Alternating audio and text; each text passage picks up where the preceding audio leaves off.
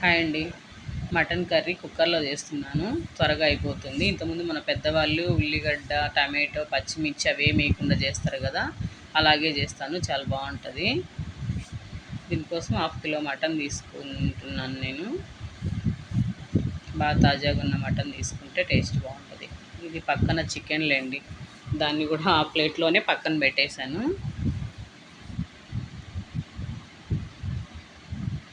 Mutton ముక్కలుగా cut చేసి 2-3 సార్లు శుభ్రంగా కడిగి పెట్టుకున్నాను.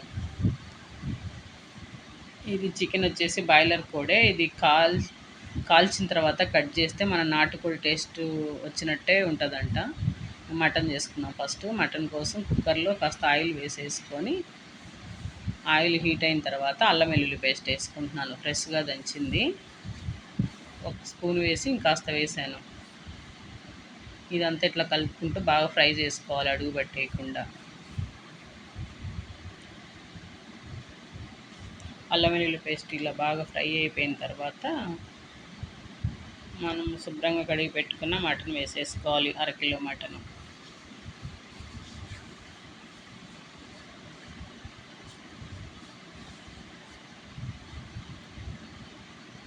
మటన్ అంతా వేసుకున్న తర్వాత కాస్త పసుపు, 1 స్పూను సాల్ట్,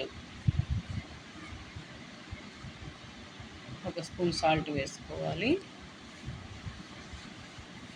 1.5 స్పూను కారం వేసుకుంటున్నాను. కారం తక్కువ తినే వాళ్ళైతే కాస్త తగ్గించుకోవచ్చు. కారం వేసిన తర్వాత మొత్తం ఇలా బాగా కలిపేసి ఒక 5 నిమిషాలు మంట మీడియం ఫ్లేమ్లో పెట్టించుకొని మటన్ను మగ్గించుకోవాలి. 5 నిమిషాల తర్వాత ఇలా మటన్లోంచి నీరు వస్తుంది చూడండి. ఇప్పుడు నేను ధనియాలు, కొబ్బరి, చెక్క, లవంగం వేసి దంచి పెట్టుకున్నాను. ఆ పొడి వేస్తున్నాను. ఈ పొడి వేస్తే మటన్ రుచి చాలా బాగుంటుంది. ఈ ధనియాలు, కొబ్బరి పొడి వేసిన తర్వాత ఒకసారి మొత్తం బాగా కలిపేసి మళ్ళీ ఒక 5 నిమిషాలు ఇలా కలుపుకుంటూ ఉడికించుకోవాలి మటన్ను. ఇప్పుడు మన గ్రేవీకి సరిపడా వాటర్ వేసుకోవాలి. నేను ఒక పెద్ద గ్లాస్ వాటర్ వేసుకుంటున్నాను. 1 గ్లాస్ వాటర్ వేసిన తర్వాత మొత్తం ఇలా బాగా కలిపేసుకొని కుక్కర్ మూత పెట్టేసుకొని ఒక 4-5 విజిల్స్ రానిచ్చుకోవాలి.